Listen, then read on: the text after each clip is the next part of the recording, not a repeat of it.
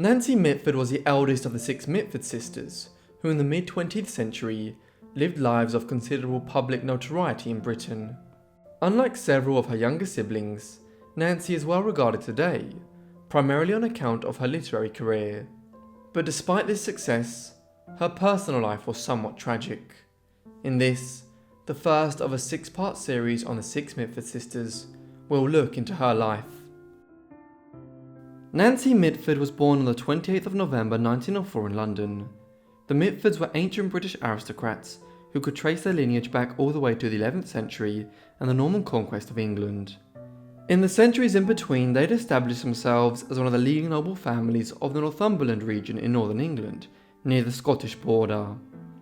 Nancy's father was David Bertram Ogilvy Freeman Mitford, 2nd Baron Ruysdael in the English peerage, and noted eccentric within British high society at the time. Her mother was Sydney Bowles, who herself came from a prominent political and business family, her father having been a Member of Parliament and a respected publishing magnate. Nancy was just the first of 7 children that David and Sydney had. 5 more daughters followed, they being Pamela, Diana, Unity, Jessica and Deborah, respectively born in 1907, 1910, 1914, 1917 and 1920. Nancy had only one brother named Tom, who was born in 1909. The family would go on to become one of the most notorious in England during the 20th century, with some members lauded and others scorned. Nancy's childhood was a peculiar one. Her parents were eccentrics, who briefly experimented with a novel idea for the time that children should not be rebuked or spoken to in anger. The result, according to the biographers of the eldest Mitford sister, was that she became a troublesome child, who would descend into fits of rage if she did not get what she wanted. As a result, her parents abandoned their experiment and began parenting in a manner more typical of the times. Nancy and her siblings were educated for the most part by private tutors and governesses at the family estate of Ruysdael. It was often a strained environment, one in which the sisters fought over many issues, and in which Nancy was known to be a domineering figure who teased her younger siblings. Yet, there were also signs of her future work as a writer emerging in the late 1910s and early 1920s. Nancy, for instance, took the lead in editing and producing a family magazine called The Boiler, which she and her siblings contributed pieces to. At this early stage in her literary development, Nancy primarily composed murder and mystery stories. Nancy turned 18 in November 1922. This was an era in which one's debutante ball was still a major event, one made even more so by the fact that Nancy's life had been so sheltered for most of her youth, and the event marked Nancy's entry into British high society at the time. The following summer, she was introduced to the royal court and met King George V at Buckingham Palace. Nancy soon established herself as part of the Bright Young Things, a group of daughters and sons of the British aristocracy in the 1920s who became known for their artistic pursuits and bohemian lifestyles. This included some of the Mitford sisters, the Sitwell siblings, Anthony Power, John Betjeman, and several others. Eventually, many of these went on to become noted writers, painters and poets in the 1930s and 1940s. None though became as accomplished as Evil in War, the author of Brideshead Revisited, which was published in 1945. War and Nancy became close friends, and would remain so for the rest of their lives. The Bright Young Things became well known at the time for throwing lavish parties in London and for their heavy drinking and drug use. This was a time of heightened partying in many countries, driven by the incredible economic boom which had followed from the end of the First World War, and the social scene in England became very extravagant. In part owing to war's encouragement, and in part because of her own long-held interest in doing so, Nancy began writing in a more sustained manner in the second half of the 1920s. This was not a new departure for her family. Nancy's great-great-great-grandfather on her father's side had been a well-respected historian in the early 19th century, while her maternal grandfather, Thomas Bowles, had been a considerable writer himself, who established several prominent magazines in the 19th century, notably the original Vanity Fair. Thus, Nancy's decision to become a writer was in keeping with the family background. By the end of the 1920s, she was writing a regular column for The Lady magazine. Soon after acquiring this position, she began work on a fictional novel one which would eventually be published in the spring of 1931 as Highland Fling. It recounts a meeting of some aristocrats at a party in the Scottish Highlands, one which was characterised by excess and acrimony between the guests. The work contained elements of a thinly disguised biography, and many of the characters in Highland Fling were based on friends and acquaintances of Nancy's, amongst the bright young things. Her subsequent efforts in the 1930s, such as Christmas Pudding published in 1932, and Wigs on the Green which appeared in print in 1935, continued this pattern of drawing on her own experiences. In the midst of working on these books, Nancy's love life had shifted. In the late 1920s, she had been seeing Hamish St. Clair Erskine, a son of the Earl of Roslin. However, the relationship was unfulfilling, primarily because Erskine was gay, though Nancy appears to have been unaware of this fact at the time. She was also seemingly oblivious to the fact that Erskine had been in a relationship with her brother Tom at Oxford University, while he was also dating Nancy. Nevertheless, their affair continued until 1933, when Hamish abruptly ended it. Shocked, Nancy quickly began a relationship with Peter Rodd, the son of the newly ennobled Sir Rennell Rodd, 1st Baron Rennell. They married in December 1933 after just a few months of courtship. However, the marriage was almost immediately unhappy, with Peter engaging in extramarital affairs. They would never have children, though Nancy became pregnant on several occasions, but suffered miscarriages in each instance. By the late 1930s, it was clear to many that it was a marriage in name only to avoid divorce, which still carried a social stigma.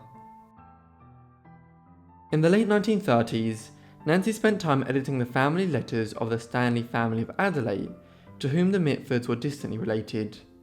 In early 1939, she went to the south of France and there helped to care for wounded Spaniards who had crossed the border along the Pyrenees, fleeing from General Francisco Franco's regime as it solidified its control of Spain in the dying stage of the Spanish Civil War.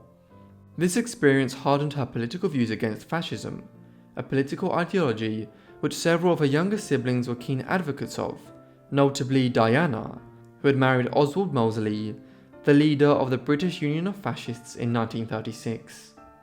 When the Second World War broke out in the autumn of 1939, it divided the Mitford family. Nancy supported British opposition to the Germans and volunteered in numerous different capacities as an aid worker during the war. In the course of it, in September 1942, she met Gaston Pawlowski, a Frenchman who was living in London as an aide to General Charles de Gaulle, the head of the Free French government in exile. She soon became smitten with Pawlowski, who was evidently the real love of her life, though Pawlowski's attraction to her was less enthusiastic. As a result, when the war ended in 1945, Nancy relocated to France shortly afterwards and went to live in Paris. There she lived apart from Pawlowski, though near to his apartment. Her marriage to Peter was effectively over by this time, though they would remain married on paper and did not finally divorce until 1957. By the time Nancy settled in France, she had finally achieved the literary success that she had long aspired to. Her 5th book, The Pursuit of Love, was published in 1945. A romantic comedy, it became a major hit in post-war Britain, where readers were enthusiastic about an escapist novel at the end of 6 bleak years of war. It sold 200,000 copies in its first year on sale and made Nancy an established writer in Britain for the first time. On the back of it, she was offered a position writing a regular column for the Sunday Times and became financially self-sufficient. Despite the success of The Pursuit of Love and her subsequent fiction works such as Love in Cold Climate published in 1949 and Don't Tell Alfred published in 1960, which formed a trilogy alongside The Pursuit of Love, Nancy moved away from writing fiction in the early 1950s, developing instead a keen interest in writing historical biographies. The first such work which she published was a book on Madame de Pompadour, a famous mistress of King Louis XV of France between 1745 and 1751. The book was denigrated by historians and critics as a piece of popcorn history, which focused more on the scandalous elements of de Pompadour's life rather than the hard historical facts of the time. But it sold well, and Nancy would spend much of the remainder of her life writing historical biographies. Throughout these years, Nancy's relationship with Pawlowski remained a curious one. They never lived together, though they spent much of their free time in each other's company. However, they would not marry, and Pulowski was unfaithful, engaging in a string of other relationships and gaining a reputation in post-war France as a notorious womanizer. Moreover, as the years went by, his work often ensured that he had little time to see Mitford, serving as vice president of the French Parliament for several years in the 1950s, and thereafter being sent to Italy as the French ambassador to the country in 1957. He would spend 5 years there, during which Nancy rarely saw him. Moreover, their relationship remained a secret for the most part, and although Nancy finally divorced Rod in 1957, she and Pulowski never married. She also continued to write and publish during these years. 3 more works of historical biography followed from Madame de Pompadour.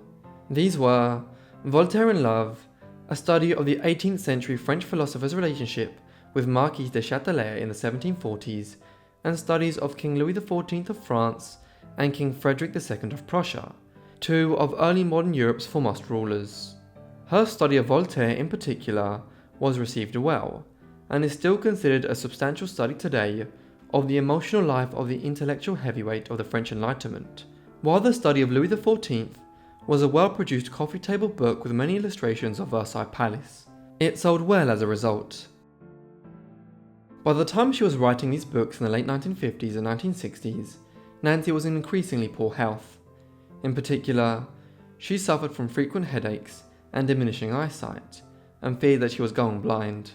She was also increasingly downhearted at the decline of her relationship with Pulowski, whom she saw less and less frequently following his return to Paris from Italy in 1962.